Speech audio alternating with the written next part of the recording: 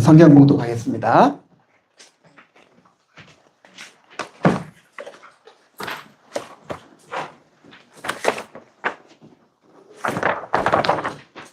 오늘 봉독할 말씀은 요한복음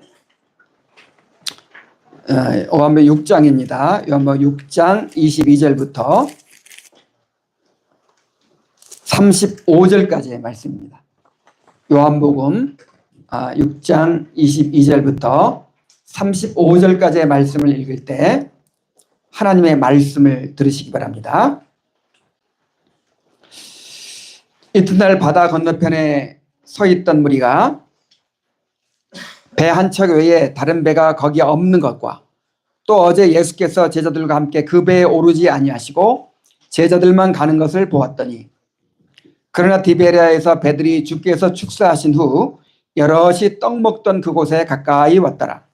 무리가 거기서 예수도 안 계시고 제자들도 없음을 보고 곧 배들을 타고 예수를 찾으러 가버나움으로 가서 바다 건너편에서 만나 랍비여 언제 여기 오셨나이까 하니, 예수께서 대답하여 이르시되 내가 진실로 진실로 너희에게 이르노니 너희가 나를 찾는 것은 표적을 본 까닭이 아니요 떡을 먹고 배부른 까닭이로다. 썩을 양식을 위하여 일하지 말고 영생하도록 있는 양식을 위하여 하라. 이 양식은 인자가 너희에게 주리니 인자는 아버지 하나님께서 인치신 자니라.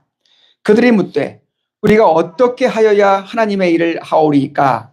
예수께서 대답하여 이르시되 하나님께서 보내신 이를 믿는 것이 하나님의 일이니라 하시니, 그들이 묻되 그러면 우리가 보고 당신을 믿도록 행하시는 표적이 무엇이니까? 하시는 일이 무엇이니까? 기록된 바 하늘에서 그들에게 떡을 주어 먹게 하였다 함과 같이 우리 조상들은 광야에서 만나를 먹었나이다. 예수께서 이르시되 내가 진실로 진실로 너희에게 이르노니 모세가 너희에게 하늘로부터 떡을 준 것이 아니라 내 아버지께서 너희에게 하늘로부터 참떡을 주시나니 하나님의 떡은 하늘에서 내려 세상에 생명을 주는 것이니라. 그들이 이르되 주여 이 떡을 항상 우리에게 주소서. 예수께서 이르시되 나는 생명의 떡이니 내게 오는 자는 결코 줄이지 아니할 터이요 나를 믿는 자는 영원히 목마르지 아니하리라. 아멘.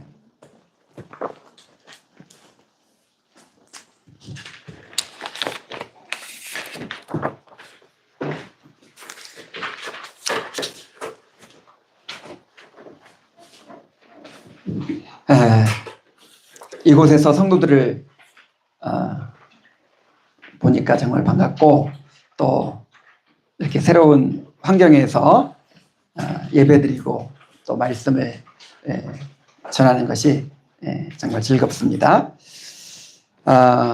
오늘 아침 일찍 와가지고 우리 아이들이 막 뛰어노는 것을 보니까 너무 행복했어요. 그런데 오늘 우리가 여기에 왜 왔을까요? 자, 우리 어린이 여러분, 오늘 이곳에 왜 왔어요? 수련회 참석하기 위해서 왔죠. 또 우리 형아들 만나고 언니들 만나고 친구들 만나기 위해서 왔죠. 그런데 진짜 근본적인 목적은 우리가 여기 온 목적은 예수님을 만나기 위해서 온 것입니다. 자, 누구를 만나기 위해서 왔어요? 예수님 만나기 위해서 왔어요. 자, 그런데 예수님께 무엇을 기대하고 오셨습니까? 여러분은 무엇을 위해서 예수님을 찾고 있습니까? 오늘 본문에 나오는 무리들도 예수님을 간절히 찾았어요. 그들은 예수님을 찾기 위해서 갈릴리 바다를 여러 차례 오가는 수고를 마다하지 않았습니다. 그들은 왜 예수님을 찾았습니까? 예수님은 그들의 마음을 꿰뚫어 보셨습니다. 그들이 예수님을 찾은 이유는 예수님 자신 때문이 아니라 예수님이 주신 떡을 먹고 배가 불렀기 때문입니다.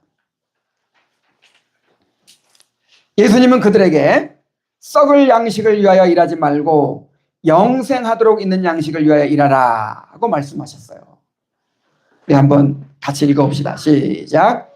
썩을 양식을 위하여 일하지 말고 영생하도록 있는 양식을 위하여 일하라. 오늘 이 말씀이 이제 핵심 주제입니다. 썩을 양식을 위하여 일하지 말고 영생하도록 있는 양식을 위하여 일하라. 자, 이 말씀 앞에서 우리도 자신에게 정직하게 물어야 합니다. 나는 왜 예수님을 찾는가? 예수님 자신 때문인가? 아니면 예수님을 통해서 얻고자 하는 그 무엇 때문인가? 나는 과연 예수님 자신을 원하고 있는가? 예수님 자신을 갈망하고 있는가? 예수님 자신을 추구하고 있는가? 오늘의 말씀을 통해서 이에 대한 확실한 답을 찾게 되시기를 바랍니다. 자, 먼저 예수님을 찾는 사람들의 모습을 봅시다. 22절부터 24절까지를 다시 한번 봅시다. 이튿날 바다 건너편에 서 있던 무리가 배 한 척 외에 다른 배가 거기 없는 것과 또 어제 예수께서 제자들과 함께 그 배에 오르지 아니하시고 제자들만 가는 것을 보았더니 그러나 디베레아에서 배들이 주께서 축사하신 후 여럿이 떡 먹던 그곳에 가까이 왔더라. 무리가 거기에 예수도 안 계시고 제자들도 없음을 보고 곧 배들을 타고 예수를 찾으러 가버나움으로 가서 그랬어요. 자, 예수님이 밤에 제자들과 함께 다시 바다 건너편으로 가셨죠. 가버나움으로 건너가셨죠. 그런데 다음날 아침이 됐어요. 다음날 아침에 사람들이 예수님이 떠나가신 그곳, 기적을 일으키셨던 그 현장에 다시 모여들었습니다. 그런데 거기에는 이미 예수님이 계셔요, 안 계셔요? 안 계세요. 그리고 제자들도 없었어요. 그래서 예수님이 어디 가셨을까 하고 문의하는 중에 누군가 말합니다. 어제 배가 분명히 한 척밖에 없었는데 제자들이 그 배를 타고 건너편으로 건너가는 것을 봤어요. 그런데 그 배에 예수님은 안 타고 계시는 것 같았어요. 이렇게 말하는 거예요. 자, 그래서 이제 모든 상황을 파악하면서 그래도 예수님께서 어떤 방법으로든지 바다 건너편으로 건너가신 것이 분명하다. 이렇게 결론을 내리고 또다시 예수님을 찾아 나섰습니다. 그때 마침 배 여러 척이 디베리아에서 베세다로 왔기 때문에 사람들은 그 배들을 타고 예수님을 찾으러 가버나움으로 건너갔습니다. 여기서 찾다라고 번역된 제테오라는 단어는 집요하게 찾다, 간절히 구하다 그런 뜻이에요. 너희가 찾으라 그러면 얻을 것이요 찾을 것이요 할 때 그 찾는다는 말이 무슨 말이에요? 대충 찾아보고 없네 그러지 말고 어떻게 찾으라는 거예요? 집요하게 끝까지 찾을 때까지 찾으라는 거예요. 간절히 구하라는 거예요. 그래서 지금 이 무리가 예수님을 그렇게 그야말로 집요하게 찾고 있어요. 무리가 얼마나 예수님을 따라다녔는지 예수님이 식사할 겨를도 없었죠. 그래가지고 제자들도 마침 전도여행에서 돌아와가지고 지쳐 있었기 때문에 우리 잠시 쉼을 갖자 해가지고 건너가신 곳이 어디입니까? 배 타고 건너가신 곳이 베세다였죠. 그런데 예수님이 쉬시도록 내버려 두질 않아요. 사람들이 해안길로 돌아가지고 막 부지런히 달려가지고 예수님이 딱 도착해 보니까 벌써 사람들이 그냥 만 명이 넘게 모여 있는 거예요. 그래서 예수님이 불쌍히 여기셔서 산에 올라가 앉으셔서 말씀을 가르치시고 오병이어의 기적을 베풀어 주셨는데 그 사람들이 오병이어 기적을 보고 나서 그냥 흥분해가지고 예수님을 억지로 임금을 삼으려고 했죠. 그래서 예수님께서 제자들을 먼저 보내시고 무리를 흩으시고 바다 위로 걸어서 배에 타셔가지고 그렇게 또 이제 가버나움으로 피하신 거잖아요. 자, 그런데 또 어디로 가요? 무리들이?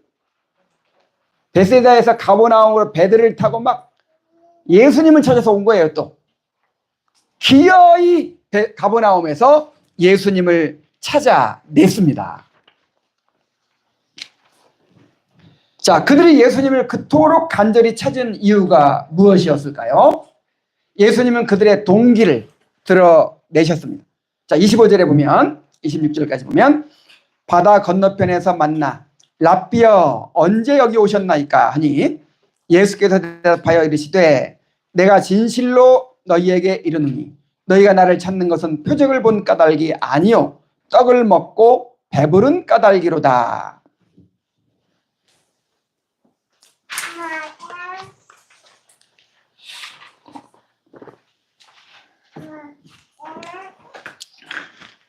자, 이 요한복음 6장 읽을 때 그 무리와 예수님이 이 대화하는 것을 이렇게 유심히 보실 필요가 있어요.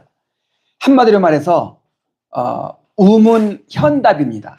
이 무리는 자기들 생각대로 그냥 질문을 해요.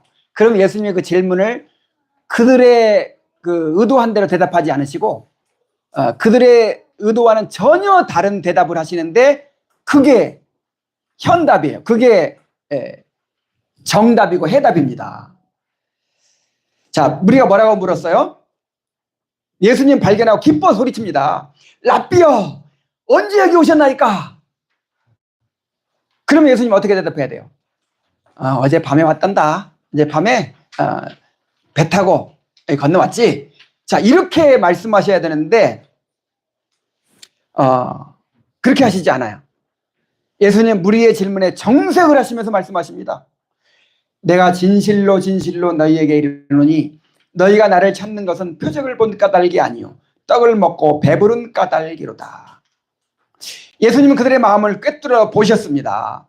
그들이 예수님을 찾은 것은 예수님이 행하신 표적의 목적대로 예수님이 하나님의 아들 그리스도이심을 믿고 그를 통해 영생을 얻기 위해서가 아니었어요. 그들의 관심은 어디에 있어요? 예수님 자신에 있지 않고 떡에 있습니다. 그들은 예수님이 오병이어의 표적을 행하셨을 때, 야, 드디어 우리의 어려운 형편을 도와주실 분을 만났다. 이제 예수님만 있으면, 예수님만 따라다니면 먹고 살 걱정이 없어질 수 있겠다. 이렇게 생각을 한 것이죠. 그래서 예수님을 놓치면 안 된다고 여겨서 그토록 간절히 예수님을 찾았던 것입니다. 그래서 예수님을 찾는 건 좋은데 뭐가 잘못됐어요? 동기가 잘못되어 있잖아요. 목적이 잘못되어 있잖아요. 그래서 예수님께서 그거를 이렇게 바로잡아 주시기 위해서 이렇게 우문현답을 하시는 것입니다. 자, 우리는 어떻습니까? 우리는 왜 예수님을 찾고 있습니까? 예수님을 찾는 목적이 예수님 자신에게 있습니까? 아니면 예수님을 통해 얻는 그 무엇에 있습니까? 자, 물론 우리가 어려울 때 주님을 찾는 것은 당연한 것입니다. 하나님께서도 환난 날에 나를 부르라 그랬어요. 내가 평소에 주님 찾지 않다가 이렇게 고난을 만났을 때 주님 찾는 건 너 면목이 없어. 자, 이거는 교만이에요. 이런 교만이 어디 있어요? 우리가 하나님 앞에 면목이 무슨 면목이 있어요? 영원히 면목이 없어. 우리는 어린아이처럼 찾아야 돼. 어려움을 만나면 찾아야 됩니다. 하나님께서는 하도 우리가 안 찾으니까 고난을 통해 우리를 부르세요. 그래서 고난당할 때는 뭐라고 했어요? 기도하라 그랬죠. 그래서 고난당할 때 기도하는 것이 믿음이고 고난당할 때 기도하는 것이 겸손이고 순종입니다. 그런데 문제는 주님 자신을 위해서는 주님을 찾지 않는다는 데 있어요. 예수님을 찾으면서도 예수님 자신에게는 별 관심이 없습니다. 주님을 알고자 하지 않아요. 주님을 사랑하지도 않아요. 주님을 자신의 행복으로 여기지도 않아요. 여러분, 우리가 구원받기 위해서 주님을 찾죠? 옳아요, 틀려요? 정말 옳은 목적이 옳은 동기죠. 그런데 주님이 우리의 구원이 되신다고 하는 것이 단지 우리를 지옥 안 가게 하고 천국 가게만 해주시는 그런 목적을 위한 것만이 아니에요. 구원이라는 이 선물 속에 단지 우리를 그냥 지옥 면하고 천국 가게 해주는 것이 아니라 우리에게 주님의 영원한 행복을 주신다는 의미가 있는 거예요. 구원은 우리의 행복도 의미하는 것입니다. 그래서 내가 구원을 위해 주님 의지한다는 것은 내 행복을 위해 주님 의지한다는 의미예요. 맞습니까? 그래서 진짜 예수 믿는 게 뭐냐? 나의 구원과 행복을 온전히 예수님께 의지하는 거예요.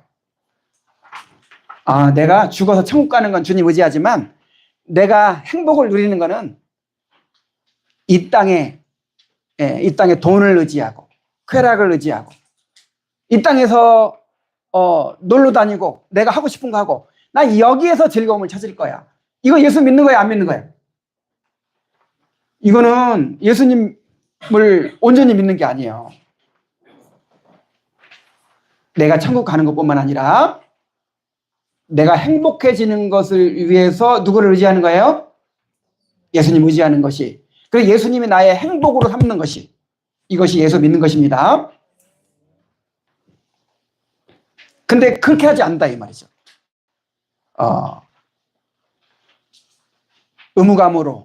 의무감으로 예수님께 예배를 드리고 의무감으로 교회는 오지만 즐거움은 어디 찾아요? 즐거움은 세상에서 찾아. 이거 예수 믿는 거 아니에요. 이거 예수님 제대로 믿는 거 아니에요. 이게 진짜 믿음인가 우리는 확신할 수 없어요. 예수님을 나의 즐거움으로 삼는 것이 이게 진짜 믿음인 것입니다. 이렇게 예수님 자신보다 예수님을 통해서 얻는 것들에만 관심을 기울이는 것, 이것이 바로 예수님을 도구화하는 신앙이며 결국 예수님을 우상으로 만드는 것입니다. 주님을 나의 욕망을 이루기 위한 수단으로 삼는다면 그것은 주님을 예배하는 것이 아니라 나 자신을 섬기는 것이 됩니다. 지금 우리 자신을 돌아보아야 합니다. 우리는 정말 예수님 자신을 목적으로 삼고 그분을 찾고 있는가? 예수님 자신이 나의 즐거움이 되고 행복이 되고 있는가? 예수님은 그들에게 무엇을 구해야 할 것인지 말씀해 주십니다. 27절 상반절에 썩을 양식을 위하여 일하지 말고 영생하도록 있는 양식을 위하여 하라. 자, 먼저 썩을 양식을 위하여 일하지 말라고 말씀하십니다. 자, 뭘 위해서 일하지 말라? 썩을 양식을 위해 일하지 말라. 자, 썩을 양식이 뭐예요? 직역하면 멸망하는 양식, 그런 뜻입니다. 없어져 버릴 양식, 그런 뜻이에요. 결국 썩어 없어질 양식이요, 영원한 생명을 주지도 못하고 참된 만족을 주지도 못하는 그런 양식을 의미합니다. 그런데 여기서 양식은 제유법적 표현이에요.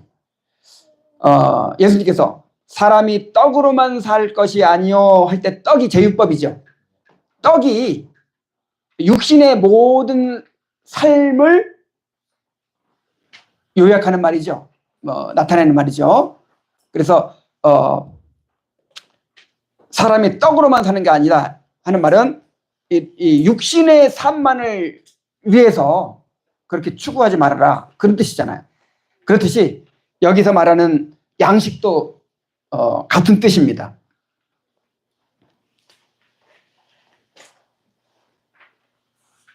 그러므로 썩을 양식은 먹고 사는 문제, 세상에서의 성공, 건강, 물질적 형통, 세상적 행복과 같은 일시적이고 유한한 모든 것들을 가리키는 것입니다.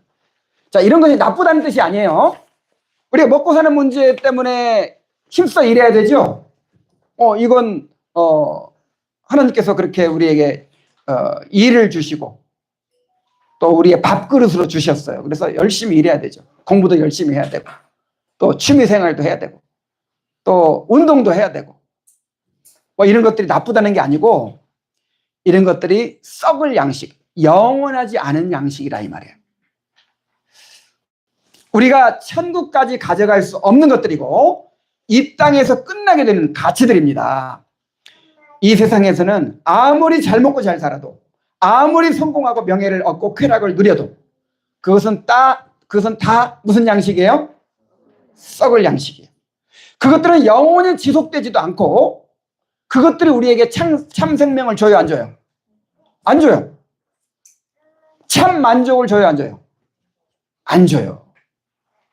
그래서 그런 썩을 양식을 위해서 일하지 말라 하고 말씀하신 것입니다. 그래서 여기서 일하지 말라는 말씀도 그거 아예 그냥 일을 하지 말라 그런 뜻이 아니고 여기서 일하지 말라 일한다는 말은 그것을 목적으로 삼고 추구한다는 것이고 그것을 위해 항상 염려하고 애쓴다는 것입니다.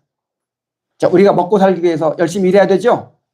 그렇지만 우리가 먹고 사는 그 문제 가지고 우리 삶의 목적을 삼는 거야. 그리고 자나깨나 아니라서나 거기에 골몰하고 그 일을 추구하며 살아요.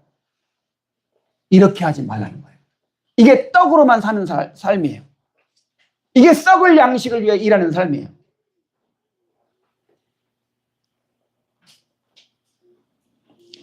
썩을 양식을 위해서 일하는 대신 자, 무엇을 위해 일해야 됩니까?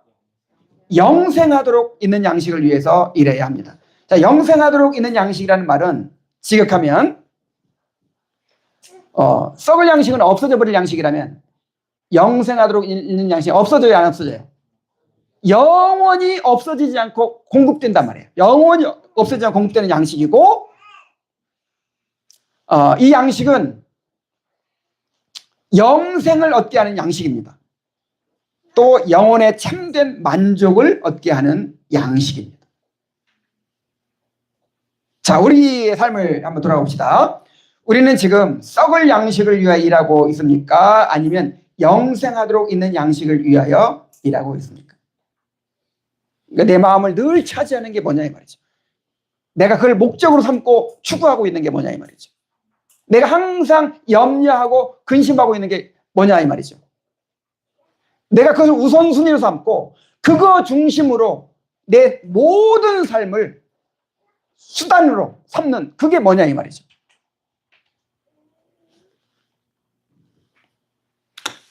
먹고 사는 문제, 현실 생활의 문제에 집착하느라 영혼의 문제에 관심을 기울이지 못하고 있지는 않습니까?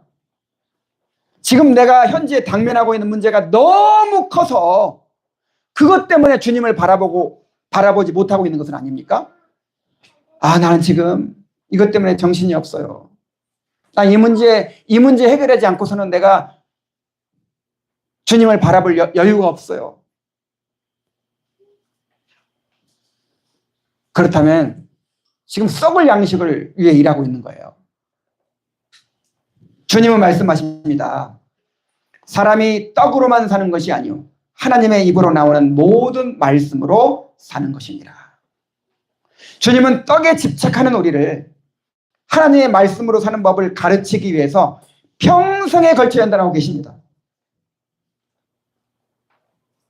광야에서 이스라엘 백성들을 40년간 그렇게 때로는 만나를 주시고 반석에서 물도 나게 하시고 기적을 베푸시고 때로는 고난받게 하시고 온갖 어려움을 당하게 하시고 굶주리게도 하시고 먹이기도 하시고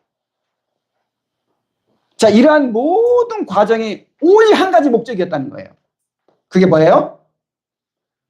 사람이 떡으로만 사는 것이 아니고 하나님의 입으로 나오는 모든 말씀으로 사는 것을 가르치기 위해서였다는 거예요. 자, 이것을 이제 예수님이 하신 말씀으로 바꾸면, 물론 이제 그 말씀도 예수님이 하신 말씀이에요. 구약에 주신 말씀도 예수님이 하신 말씀인데, 이거를 이제 무리 앞에서 하신 말씀으로 바꿔 말하면,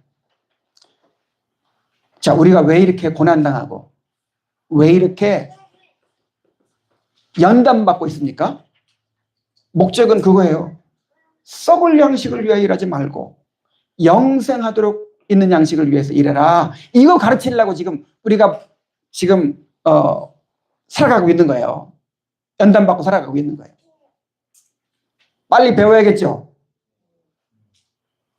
그런데도 오히려 그 가르치려고 우리에게 고난도 주시고, 야, 너 사람 의지해봐야 아무 소용없어. 그래서 사람들로부터 상처받게 하시는 거예요. 너 돈이 너에게 영생을 주는 게 아니고 돈이 너에게 만족을 주는 게 아니야. 행복을 주는 게 아니야. 이거 알려주려고 돈 때문에 이렇게 어려움 당하게 하시는 거예요.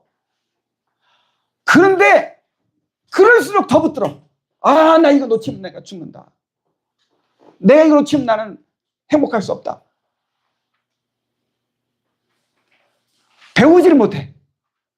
40년 동안 그렇게 하나님께서 사람의 떡으로만 사는 게 아니고 말씀으로 사는 거를 산다는 거를 가르치기 위해서 그렇게 연단하셨는데, 그렇게 연단 받고 나서도 배우지 못하면 얼마나 불쌍한 일입니까? 주님은 말씀하셨어요. 무엇을 먹을까, 무엇을 마실까, 무엇을 입을까 염려하지 말라. 대신 먼저 그의 나라와 그의 의를 구하라. 이렇게 말씀하셨어요.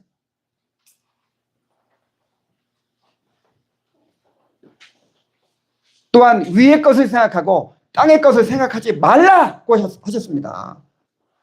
우리는 잠시 있다가 없어질 것들을 위해서 우리 인생을 낭비하지 말아야 합니다. 썩을 양식을 위해 일하지 말고 영생하도록 있는 양식을 위하여 일하는 사람들이 되어야 합니다. 우리가 공부 열심히 해야 돼요. 일하는 것도 열심히 일해야 돼요. 결혼하고 자녀를 또 낳아서 잘 길러야죠. 또 운동도 열심히 해야죠. 취미생활도 필요하죠. 그런데 이 모든 것들이 이 한 가지 목적, 영생하도록 있는 양식을 의하는 목적이 되어야 한다 이 말이에요.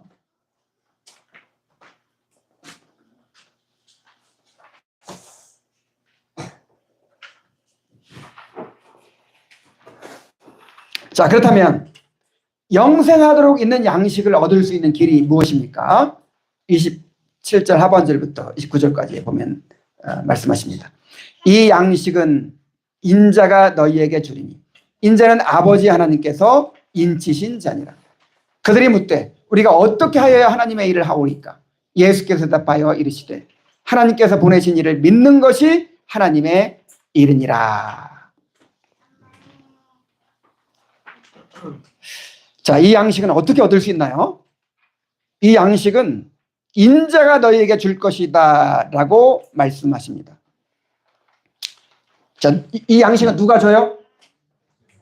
예수님이 주십니다. 자, 왜 예수님만 이 양식을 줄 수 있습니까?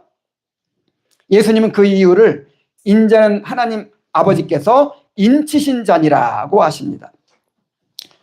그러니까 우리에게 영생에 이르는 양식을 나눠주도록 하나님께서 세워주신 분이 누구예요? 예수님이에요. 그래서 예수님 말고는 영생에 이르는 양식을 얻을 수 있는 곳이 없어요. 그렇다면 예수님은 어떤 방법을 통해서 이 양식을 우리에게 나눠주십니까? 자, 그 우리가 묻습니다. 우리가 어떻게 하여야 하나님의 일을 하오리까?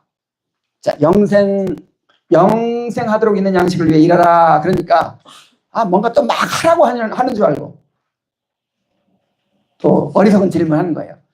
그러면 우리 영생에 이르는 양식을 얻기 위해서 우리가 무슨 일을 해야 됩니까? 이렇게 물어보는 거예요. 자, 이 비슷한 질문을 한 사람이 있었죠. 부자 청년이 예수님께 나와가지고 선한 선생님이요, 내가 무슨 선한 일을 하여야 영생을 얻으리까? 이렇게 물었죠. 이 질문과 같은 질문인 거예요. 이것이 사람들의 일반적인 생각입니다. 영생에 이르는 양식을 얻기 위해서는 내가 노력해야 되고 뭔가 내가 자격을 갖춰야 한다고 생각하는 것입니다. 이것은 자신을 믿는 교만에서 나온 생각이기도 합니다. 나한테 무슨 선한 구석이 있는 거예요. 그리고 내 힘으로 무엇을 할 수 있다고 생각하는 거예요. 그래서 이렇게 묻는 것이죠. 주님, 말씀만 하세요. 요구만 하세요. 내가 그냥 해버리게. 그러나 주님께서 말씀하십니다. 하나님께서 보내신 일을 믿는 것이 하나님의 일이니라. 자, 영생하도록 얻는 양식을 얻기 위해서 할 수 있는 일이 뭐예요? 예수님 믿는 거예요. 예수님 믿는 게 일이에요. 너희들이 무엇을 할 수 있다고 생각하지 말아라. 영생에 이르는 양식을 얻으려면 나를 믿어야 한다. 나와 연합하여 내가 이루어 놓은 것을 거저 받아야 된다. 내가 주는 것을 거저 받는 것 외에는 너희들이 스스로 아무것도 이룰 수 없다. 이렇게 말씀하신 것이죠. 그렇습니다. 영생에 이르는 양식은 하늘로부터 오는 것이기 때문에 인간의 노력을 통해서 얻을 수 있는 것이 아닙니다. 오직 예수님을 믿음으로만 얻을 수 있어요. 지금 병원에서 중환자실에서 혼수 상태에 빠져 있는 환자가 있다고 한번 생각해 봅시다. 이 사람이 암에 걸려가지고 암세포가 모든 장기에 다 퍼지고, 그 다음에 그 혈관에 퍼지고, 그냥 뼈에 퍼지고, 온몸에 다 암세포가 퍼져가지고, 이제는 자기 힘으로 먹을 수도 없고, 숨 쉴 수도 없고, 그래가지고 산소호흡기를 끼고, 겨우 연명하고 있어요. 자, 이 사람에게 운동 열심히 하세요. 그러면 건강해질 것입니다. 이 사람에게 약을 열심히 먹으세요. 그러면 건강해질 수 있을 것입니다. 영양가 있는 음식을 많이 먹으세요. 건강해질 수 있을 것입니다. 아무리 많은 처방을 해도 할 수 있어요, 없어요? 이 사람이 할 수 있는 일이 있어요, 없어요? 아무것도 없어요. 누군가 외부에서 이 사람을 도와줘야 돼요. 외부에서. 아무리 방법이 있다고 해도 이 사람 스스로는 할 수 있는 것이 아무것도 없어요. 외부에서 도와주는 길밖에 없어요. 그것처럼 우리가 영적으로 이와 같은 상태에 있는 거예요. 우리는 영적으로 죽어 있죠. 사람들은 영적으로 죽어 있어요. 죄로 말미암아 죽어버렸고, 속속들이 죄로 부패해져 있어요. 그래서 인간이 스스로는 자기의 구원을 위해서 할 수 있는 일이 있어요, 없어요? 아무것도 없어요. 그래서 구원자가 와서 그에게 생명을 주고 그를 다시 살리는 길밖에 없어요. 영적으로 죽어있는 죄인을 다시 살리실 수 있는 분은 오직 예수님밖에 없습니다. 그러므로 예수님을 믿어야 합니다. 우리의 구원을 위해서 예수님을 영접하고 예수님께 우리의 삶을 맡겨야 합니다. 이제 가장 중요한 결론이 남았어요.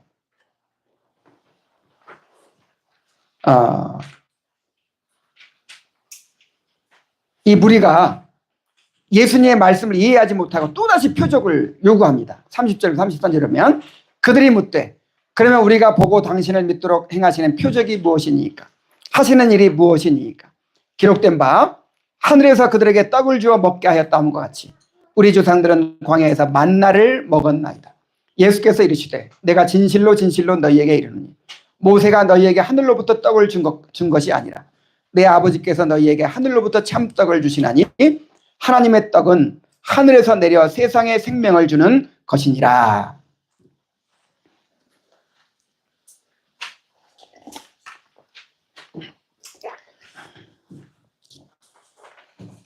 자, 예수님께서 이 떡은 너희들이 열심히 노력해서 얻을 수 있는 게 아니고 나만 줄 수 있다. 그리고 무엇을 통해 주신다? 믿음이라는 수단을 통해 주신다. 자, 믿음을 통해서 예수님과 연합하게 한 다음에 예수님 안에 있는 그 영생에 이르는 양식을 이렇게 예수님과 교제를 통해서 받게 하시는 것이죠. 자, 이렇게 말씀하고 나니까 또 어리석은 질문하죠. 우리가 당신을 믿을 수 있도록. 좋습니다. 그럼 우리가 예수님 믿겠습니다. 근데 믿을 수 있도록 뭘 보여주세요? 표적을 보여주세요. 이야, 정말 이 사람들 얼마나 완고한 사람들인지 몰라요. 어제 뭐 봤어요? 오병이의 표적 봤잖아요. 오병이의 표적을 봤어요, 분명히. 그런데 우리가 예수님 믿을 수 있도록 또 표적을 보여달라는 거예요. 그래서 사람이 마음이 닫혀 있으면 아무리 많은 증거가 있어도 믿을 수 없습니다. 뭐 하나님이 계신다는 뭐 증거를 보여주고 뭐 논리적으로 막 이렇게 증명해주고 과학적으로 막 입증해주고, 자, 그러면 믿을 수 있을 것 같죠? 천만에요. 그렇게 해서 믿어지는 게 아니에요. 아무리 확실하게 보여줘도 이렇게 마음이 완고한 사람들, 내 마음이 닫혀있는 사람들은요, 또 의심이 생겨요. 또 의심이 생기고 또 마음이 나뉘어지고 자꾸만 믿지 못할 이유를 만들어내요, 자기 스스로. 그러나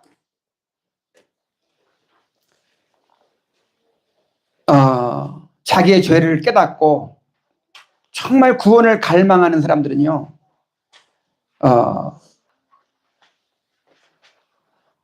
주님이 주신 증거들을 받아들이게 되지요. 자, 무리가 예수님께서 메시아이신 표적을 보여달라고 요구하면서 조상들이 광야에서 먹었던 만나 이야기를 하죠. 우리에게 표적 보여주세요. 그러면서 우리 조상들은 모세가 준 만나를 먹었어요, 이러는 거예요. 이게 무슨 말이냐면 예수님한테도 뭘 요구하는 거예요? 모세처럼 만나 먹여주세요, 이러는 말이에요. 그 유대인들의 성경 해설집인 미드라시라는 책에 보면 이제 메시아가 오면 하늘에서 만나를 내려서 또 먹여줄 것이다, 이런 내용이 있어요. 성경 말씀은 아니죠. 자기들이 이렇게 이제 만들어내는 말이죠. 그래서 메시아가 오면 뭘 먹여줄 것이다? 모세가 광야에서 만나를 먹인 같이 또 만나를 내려서 먹여줄 것이다. 요걸 기대하고 있는 거예요. 이 기대도 현실적인 기대죠. 야, 40년 동안 일 안 하고 그냥 공짜로 먹고 살았잖아요. 아침에 일어나면 그냥 들판에 만나가 내려가지고 그냥 갖다 먹기만 하는데 또 그걸 기대하는 거예요. 아이고, 우리가 일 좀 안 하고 좀 편히 먹고 살았으면 좋겠어요. 이 기대죠. 그래서 예수님께서 말씀하십니다.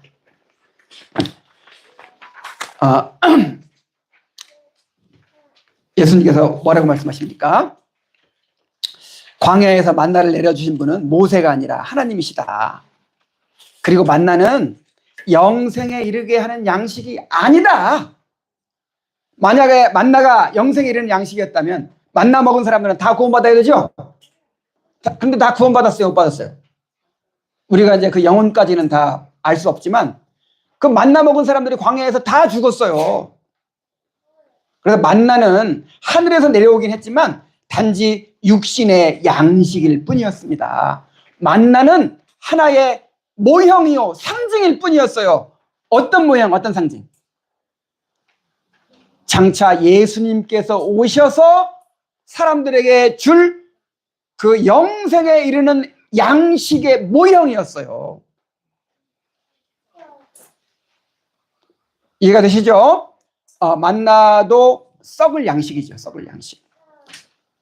그런데 그 만나를 통해서 장차 메시아가 오시면, 구원자가 오시면 이렇게 너희에게 영생에 이르는 양식을 줄 것이다 하는 것을 그 만나를 통해 보여주신 것이죠. 그래서 사람들이 뭐만 봐요? 그 만나만 보는 거예요. 오병이어 그 자체만 보는 거예요. 그거를 통해서 나타내고자 하시는 그 주님의 메시지를 듣지 못하는 것이죠.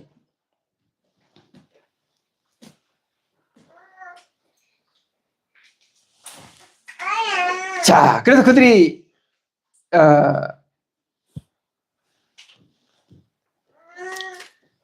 또 이제 예수님께 요청합니다. 예수님께서 그 만나가 진짜 영생에 이르는 양식이 아니고 진짜 영생에 이르는 양식은 내가 줄 수 있는 거다. 이렇게 이제 말씀하시니까 주여 이 떡을 항상 우리에게 주소서. 예수께서 이르시되 나는 생명의 떡이니 내게 오는 자는 결코 줄이지 아니할 터요 나를 믿는 자는 영원히 목마르지 아니하리라. 자, 이런 대화가 또 지속되죠. 자, 그들이 뭐라고 요청을 했어요. 주여 이 떡을 항상 우리에게 주소서 하고 요청합니다. 그들은 아직도 물질적인 떡에 사로잡혀 있어요. 자, 예수님께서, 그러니까 예수님과 사마리아 여인과 대화도 비슷했어요. 사마리아 여인에게 예수님 뭐라고 말씀하셨죠? 내가 목마르지 아니하는 샘물을 주겠다. 나를 믿는 자는 그 배에서 생수가 솟아날 것이다. 근데 여인은 뭐만 생각해요? 이 물만 생각해. 이 물질적인 물만 생각해. 그래가지고 주님 그러면 그 물 좀 주세요. 그래서 내가 힘들게 여기까지 수고스럽게 물 길러 오지 않게 해주세요. 자, 지금 이 사람들 똑같아요. 이 사람들도 계속해서 그 떡을 주셔가지고 우리가 먹고 살 걱정이 없게 해주세요 하는 것이죠. 자, 그러자 예수님께서 드디어 위대한 선언을 하십니다. 나는 생명의 떡이라. 이야, 정말 전율이 막 일어나요. 예수님께서 그 말씀하시는 방법이 처음부터 내가 생명의 떡이다 이러지 않고 맨 처음에 이제 주변부터 막 얘기를 하기 시작하는 거예요. 맨 처음에 뭐라고 그러시죠? 썩을 양식을 위해 일하지 말고 영생하도록 있는 양식을 위해 일해라. 자, 그 얘기를 했죠. 그 다음에 영생하도록 있는 양식은 누가 준다? 예수님이 주신다. 어떤 방법으로 주신다? 믿음을 통해 주신다. 이야기했죠. 그리고 나서 드디어 그 떡이 뭐냐 이 이야기를 하는 거예요. 지금 이 이야기를 하고 싶어가지고 여기까지 온 거예요. 그 떡이 뭐냐? 내가 바로 떡이다. 내가 바로 생명의 떡이다. 내가 바로 영생하도록 있는 양식이다. 이렇게 말씀하시는 거예요. 여기서 나는 생명의 떡이라고 할 때 이제 이게 어떤 신적 선언입니다. 이게 이런 신적 선언이 요한복음에 7번 나온다고 했죠. 기억납니까? 나는 무엇이다. 나는 생명의 빛이다. 나는 생명의 떡이다. 뭐 이런 식으로 자신의 그 신적 그 존재를 선언하는 말씀이 7번 나와요. 근데 첫 번째입니다. 이거를 구약 성경에 보면은 모세가 하나님의 이름을 묻죠.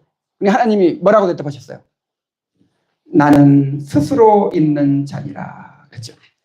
이게 바로 이제 헬라어로 하면 에고 에이미, 나는 무엇이다 하는 이제 말씀이거든요.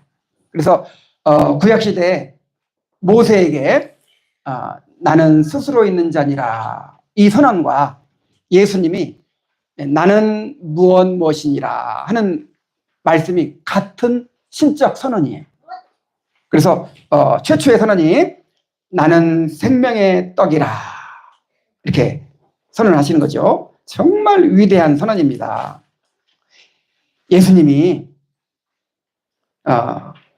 내가 너희에게 주고자 하는 영생에 이르는 양식은 바로 나 자신이다 라고 선언하시는 것입니다.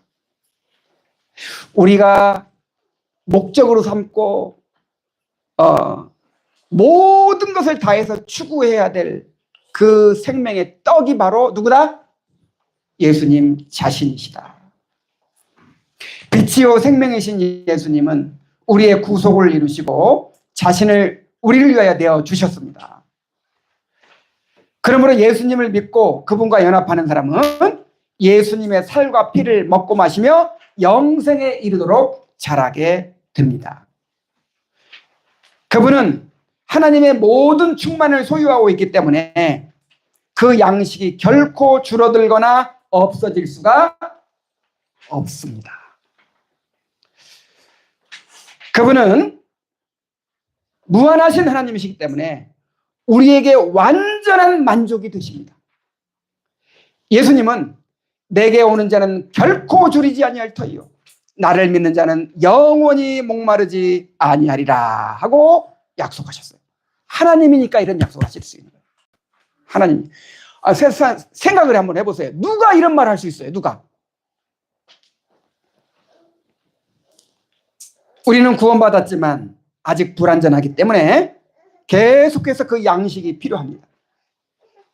우리가 영원한 천국에 들어갈 때까지 우리는 계속해서 예수님의 살과 피를 먹고 마시며 자라가야 합니다. 이것을 나타내는 예식이 뭐가 있죠?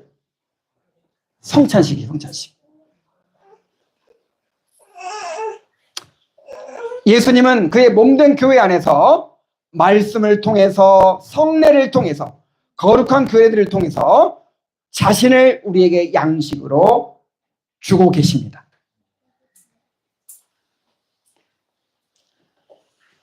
영생에 이르는 양식이 뭐예요? 예수님 자신이에요. 예수님 자신. 생명의 떡이 뭐예요? 예수님 자신이에요. 자, 우리가 예수님 자신이 생명의 떡이요 영생하도록 있는 양식임을 안다면 어떻게 해야 하겠습니까? 예수님 자신을 삶의 목적으로 삼고 추구해야 합니다. 그러니까 예수님을 통해서 무엇을 얻고자 하는 것이 아니라 예수님 자신이 목적이 된다는 거죠. 예수님을 알고 예수님을 사랑하고 예수님과 온전한 연합을 이룬 것을 우리가 일생의 목적으로 삼고 살아야 한다는 것이죠. 바울 사도는 자신이 추구하는 삶의 목적을 이렇게 이야기했습니다. 빌립보서 3장 8절로 11절에 잘 들어보세요. 나에게는 내 주 그리스도 예수를 아는 지식이 무엇보다도 존귀합니다. 나는 그리스도를 위해서 모든 것을 잃었고 그것들을 모두 쓰레기로 여기고 있습니다.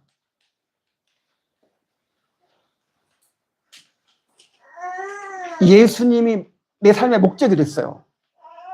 예수님이 내 삶의 모든 가치가 됐어요. 예수님 내 삶의 가장 소중한 것이 됐어요. 그래서 이 예수님을 추구하기 위해서 자기가 그동안 그렇게 귀하게 여기고 소중하게 여기고 막 애써서 쌓아왔던 모든 것들을 뭘로 여겼다? 다 쓰레기로 여겼다. 다 쓰레기로 여겼다. 그것은 내가 그리스도를 얻고 그리스도와 하나가 되려는 것입니다. 바울 사도가 다른 모든 것들을 다 배설물로 여기고 쓰레기로 여기고 다 무가치한 것으로 여겼던 이유가 뭡니까? 그리스도를 얻고 그리스도와 하나가 되기 위해서였습니다. 내가 바라는 것은 그리스도를 알고 그리스도의 부활의 능력을 깨닫고 그리스도와 고난을 같이 나누고 그리스도와 같이 죽는 것입니다.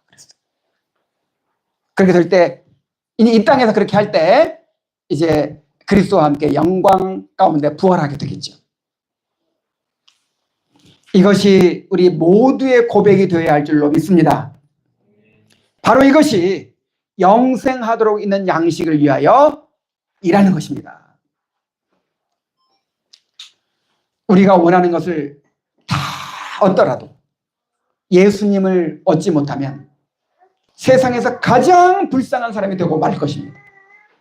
그러나 이 땅에서 모든 것을 잃어도 예수님만 온전히 소유하게 된다면 그런 세상에서 가장 부유한 사람이요 가장 행복한 사람이 될 것입니다. 우리 자녀들이 이렇게 예수님을 자신의 삶의 목적으로 삼고 살도록 그렇게 가르쳐야 됩니다. 그렇게만 되면 염려가 없어요. 많은 재산 물려주지 못하고 뭐 가진 것이 없더라도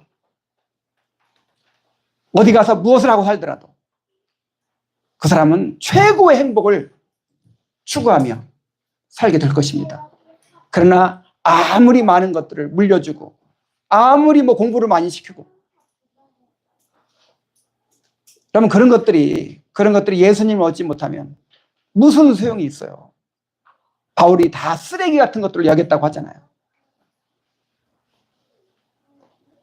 썩을 양식을 위해 일하지 말고 영생하도록 있는 양식을 위해 일해야 할 것입니다. 자, 이 오늘 말씀의 내용이 너무 중요하다고 생각해가지고 내용을 요약하며 결론을 짓겠습니다. 자, 다시 한번 정리해 봅시다. 예수님은 썩을 양식을 위하여 일하지 말고 영생하도록 있는 양식을 위하여 하라고 하셨어요. 이 양식을 어떻게 얻을 수 있습니까? 이 양식을 주실 수 있는 분은 오직 예수님이십니다. 예수님만이 하나님의 독생자로서 생명의 근원이시며 우리의 구속을 이루신 유일한 중보자가 되십니다. 예수님이 어떻게 이 양식을 우리에게 주십니까? 예수님은 믿음을 통해서 이 양식을 우리에게 거저 주십니다. 이 양식은 우리의 힘과 노력으로 얻을 수 있는 것이 아니고 예수님을 믿고 연합함으로 예수님 안에 양식을 우리가 값없이 받는 거예요. 자, 이 양식이 무엇입니까? 이 양식은 바로 예수님 자신입니다. 예수님 자신이 우리에게 생명의 떡이 되십니다. 예수님이 우리에게 지혜와 의로움과 거룩함과 구원함이 되십니다. 예수님 자신이 우리의 영원한 행복, 영광과 행복이 되십니다. 예수님만 붙잡고 예수님만 추구하면 결코 우리 인생이 실패하지 않을 것입니다. 예수님을 자신을 우리 삶의 목적으로 삼아서 예수님을 더욱 깊이 알고 예수님을 더욱 뜨겁게 사랑하고 예수님과 더욱 온전한 연합을 누리게 되기를 추구하시기를 바랍니다. 썩을 양식을 위해 인생을 낭비하지 말고 영생하도록 있는 양식을 위하여 남은 삶을 살아가는 복된 성도들이 되기를 바랍니다. 기도하겠습니다. 하나님 아버지, 이 무리의 모습이 바로 우리의 모습이었습니다. 우리는 늘 어리석은 질문만을 가지고 삽니다. 늘 바라보는 것이 물질에 속한 것이고 이 세상에 속한 것이고 육신에 속한 것들 뿐입니다. 이렇게 어리석은 우리를 예수님께서 무리에게 우문현답으로 그렇게 가르치신 것처럼 우리를 지금까지 가르쳐 오셨습니다. 하나님 아버지, 사람이 떡으로만 사는 것이 아니고 하나님의 입에서 나오는 모든 말씀으로 사는 줄을 알게 하시려고 썩을 양식을 위하여 일하지 않고 영생하도록 있는 양식을 위하여 일하게 하시려고 우리를 지금도 온갖 환경과 또 조건들을 다 동원하여 연단하고 계십니다. 하나님 아버지, 일어나 머리를 들게 하여 주시옵소서. 우리가 어떤 처지, 어떤 환경 가운데 있든지 중요한 핵심을 붙잡게 하여 주옵소서. 이것만 놓치지 않으면 우리 인생은 실패하지 않을 것입니다. 이것만 붙들면 우리는 반드시 구원과 행복을 얻게 될 것입니다. 이 자리에 있는 모든 성도들이 오직 예수님만을 자신의 삶의 목적으로 삼고 추구하는 복된 성도들이 되게 하여 주시옵소서. 예수님의 이름으로 기도하옵나이다. 아멘.